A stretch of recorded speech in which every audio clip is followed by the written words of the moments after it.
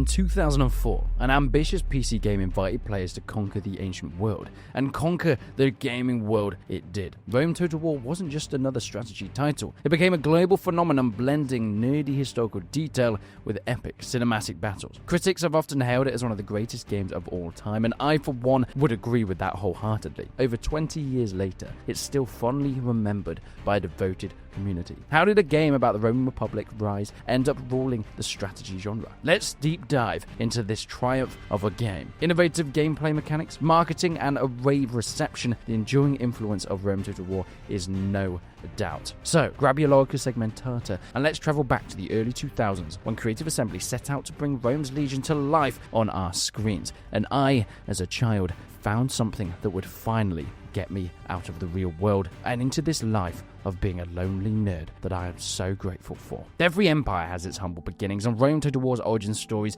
was no different. Creative Assembly had already cut its teeth in the Total War franchise. Shogun Total War came out in 2000, and Medieval Total War in 2002, but Rome was a different beast. Development began in the early 2000s, and the team spent a whopping 4 years building it from the ground up. So why did this game take so long? Well, it's because they weren't just iterating on old tech. No.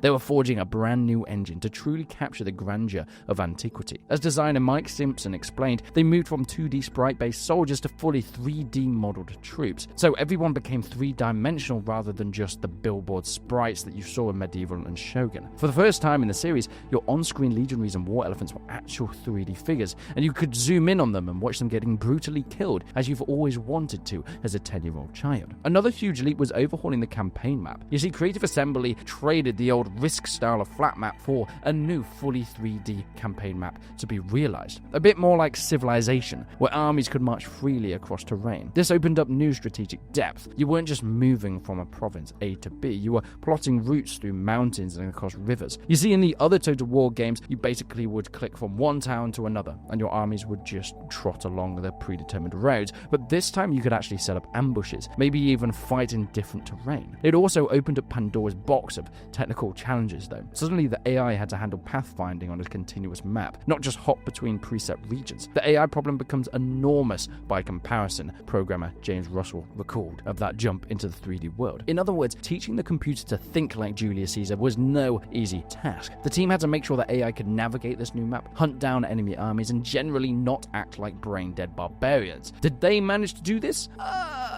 For 2004, maybe. For 2025, definitely not. Behind the scenes, Creative Assembly as a company was experiencing its own empire building though. At the start of Rome Total War's development, they were partnered with the publisher Activision, but in a plot twist worthy of Roman soap operas, shortly after Rome Total War was completed, the Creative Assembly founder Tim Anstall strolled into the office and announced, "Great news, I've sold you all to Sega." Yes, the studio got acquired by Sega in 2005, right as the game was launching. The developers joked about this new ownership and what it could mean. You know, they're the Sonic the Hedgehog guys, right? How could this work with Creative Assembly? They were known for their strategy expertise, so would they be able to just carry on what they were doing? Well, the acquisition came about because Sega had been impressed by Rome's potential. They even secured the rights from Activision to publish Rome and its predecessors under a new banner. It was an early sign that Rome Total War was poised to be something special, with big players betting on its long-term success. Even before release, insiders knew that there was a hit on their hand. The game was shown off in a playable form at E3 of 2003. I was at the ripe old age of 4 years old, and I remember thinking, boy oh boy oh boy, I wish I'd put stocks in Creative Assembly when I was just a small tadpole. It promptly won Game Critics Award for Best Strategy Game of the Show. Hype was building among both hardcore strategy fans and more casual gamers who were wowed by screenshots of colossal battles, but even bigger publicity boost came from an unlikely source. Well, this was television. You see, Rome Total War came in 2004 of September, but by then many people had gotten a taste of its epic battles without realizing it. There were 2 TV shows that leveraged Rome's battle engine as a simulation tool, effectively turning Rome Total War into an entertainment star before its release. In the UK, the BBC aired Time Commanders in 2003 and 2005, the quirky game show where, Richard Hammond would reenact famous historical battles with random strangers. The contestants had no idea that they'd be playing a modified build of Rome Total War. The BBC wasn't allowed to mention the game due to the strict product placement rules, but there it was. Rome's pre-alpha code powering huge battles on national TV in the UK. As as bewildered players shouted at screens and exasperated historians provided colored commentary. Designer Mike Bruton later admitted, Time Commanders did not use Rome's code pretty much as is, with tweaks for different troop types and camera controls. Imagine tuning into BBC Two and seeing a massive 3D recreation of Hannibal's army at Cannae a year before the game's release. Talk about stealth marketing campaigns. The show couldn't name drop Rome Total War, but Creative Assembly's contribution was acknowledged in the credits, and the developers got valuable feedback watching ordinary people play their unfinished game live. In fact, they even gleaned some ideas and made improvements from that experience. It was a win-win. BBC got cutting-edge visual battles, Creative Assembly got a free testing and buzzworthy showcase of their game's abilities, and us as players got to see Richard Hammond put his head in his hands, as many strangers did not understand why they were being hammer and anvil charged in Rome's campaigns. Not to be outdone though, the History Channel in the US also jumped on this Rome Total War wagon. In mid-2004 they premiered Decisive Battles, a documentary series that used the Rome engine to depict famous engagements like Thermopylae and Marathon in vivid detail. It was an interesting colliding of 3D visuals and of course all done within Rome Total War itself. So by the time that the game actually launched, it had a lot of free advertising. It'd already been getting the recognition far beyond the typical PC gaming crowd. Armchair generals, students and channel surfing dads alike had seen these battles on TV and were itching to play it. So it was always going to be a huge launch. Of course, there was traditional marketing too. Activision ran trailers showing off these giant melees and elephant charges set to rousing music. I mean, I remember the trailer for Rome Total War. It is absolutely incredible. The huge seas, the onagers firing fireballs at the walls and them coming down, the troops and the Gaul guys charging up the ladders. Boy, oh boy, oh boy, was it goddamn impressive. When launch day arrived, the game stormed the market like Caesar crossing the Rubicon. It became the 20th best-selling PC game of 2004 in the US, despite releasing in the final quarter. Impressively, it also stayed in the top 20 for all of 2005 as more and more people started to discover it. Clearly, word of mouth spread that this was the strategy game to get. Reviewers were also just gushing, and gamers who maybe never tried a Total War game before were drawn in by the historical hype. From the outset, Rome Total War was charging forward at full speed, and it was about to show everybody why. Once you install Rome Total War, things started to show themselves to be quite different. Leaping into the game, you'd find yourselves at the helm of an empire, in a way that no strategy game had accomplished before. The genius of this game was that it used this combination of turn-based grand strategy with real-time tactical battles. Sure, nothing new for the Total War formula, but with 3D graphics, I mean, it was effectively two games in one, and they both fed into each other so perfectly. On the campaign map, you managed politics, economy, and the expansion of your faction. On the battlefield, you perfectly directed tens of thousands of troops in real time. It was the Total War formula that was being established, but Rome elevated it to a new level of polish and scale. I mean, picture this back in 2004, a beautifully rendered 3D map of Europe, North Africa, and the Middle East, divided into provinces, but no longer in a static risk board. You move your armies along roads and through valleys, maneuvering around neutral factions and rebels. The introduction of this 3D map meant terrain actually mattered in strategy. Mountains slowed you down, forests provided you cover for ambushes, and distance wasn't just counted in abstract terms, but in real miles that your legions had to march. The game started you off in 270 BC as one of the three great Roman houses, the Julii, the Brutii, or the Scipii, each tasked with the Senate for conquering different regions,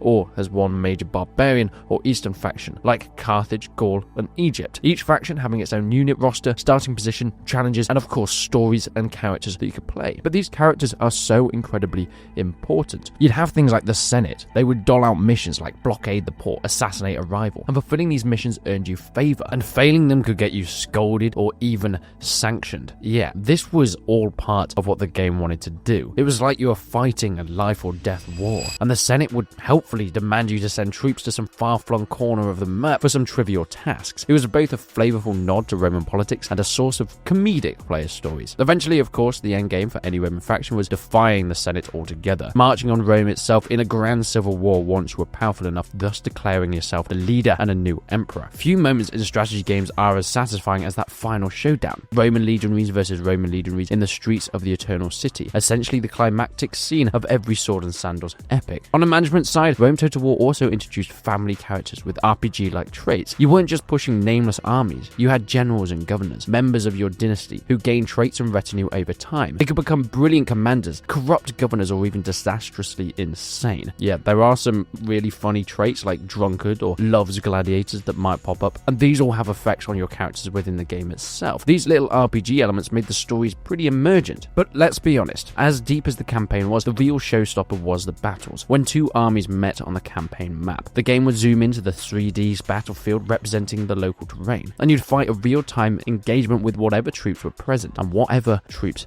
they were. It had such an incredible variety of ancient unit types, whether you were Roman legionaries, screaming Gallic barbarian warlords, even people that just throw heads at each other, Greek hoplite phalanxes, swift Egyptian chariots, or of course the mighty Carthaginian war elephants. You'd even have cataphracts or siege engines if you wanted. And this was just ancient warfare on a grand scale. Being able to render up to 10,000 individual troops in a battle without the game or your PC collapsing was an astonishing feat, especially for 2004. Seeing two full Roman legions collide with a massive Gallic horde or Persian army complete with elephants was nothing games had experienced before. It genuinely felt like being the general's tent watching history unfold, and well, this is what got people stuck. One of the most exciting gameplay elements though was the siege battles. Previous Total War games had only rudimentary castle assaults, but Rome Total War went all in on siege warfare. When you attacked a city, you construct siege engines, ramps, towers, ladders, then you'd use them in fully fledged city maps. You'd have to breach the walls, either by smashing down gates or walls by sending infantry up these siege towers and ladders to take the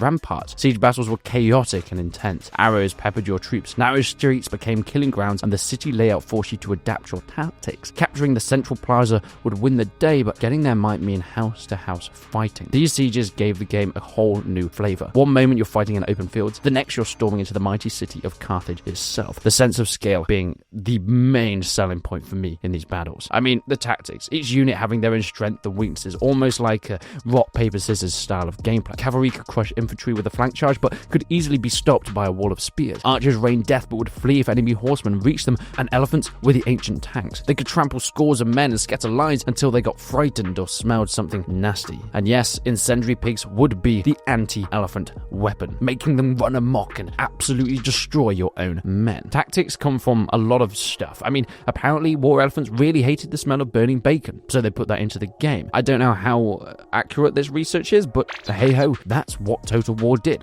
Unsurprisingly, in the game, the poor pigs though weren't used for anything more than heroic suicide charges. The interplay of units made every battle a small puzzle. How do I use my strengths against the enemy's weaknesses? And the AI, whilst not master of cunning, was competent enough to provide a challenge, especially in large battles where one mistake could send your whole line into a rout. You could also learn to use the terrain, taking a high ground for advantage, hiding units in forests for ambushes, or using choke points to negate enemy numbers. The result? Battles actually felt strategic and spectacular. And on top of that, Total War sprinkled a lot of flavor that made the gameplay memorable. Generals delivering rousing pre-battle speeches. We face adversity, ferocious foes, and if they gained the wrong traits, they wouldn't know how to do a speech at all. When you triumphed, the camera would zoom into the victorious general proclaiming that this was a great day for Rome. If there was defeat, you could hear the despairing cries of your dying soldiers as your screen faced to black. From Roman history and literature adorned the loading screens. This game was made by people that loved the time era, and it was fantastic. It was a game that I played for hours and hours because of these incredible mechanics that haven't left me even to this day, and inspired so many other titles, not just in the Total War franchise even now. Okay, we get it. Everybody loves the game and it has such a close part of everybody's past. But how did it actually do? Well, Rome Total War was met with universal acclaim,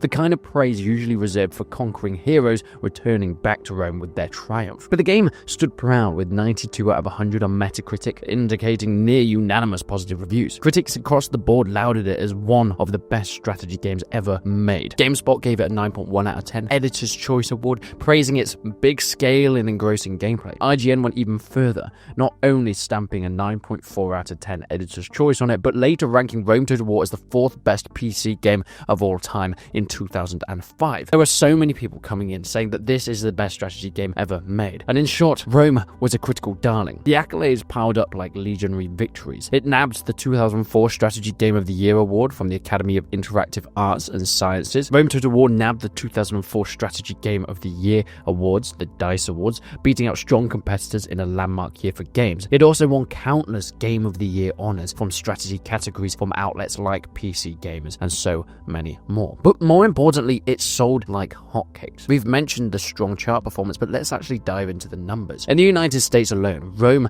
sold 390,000 copies and earned over $16 million by August of 2006. By that time, it was declared the best-selling Total War title in the US. And it wasn't just American success. No.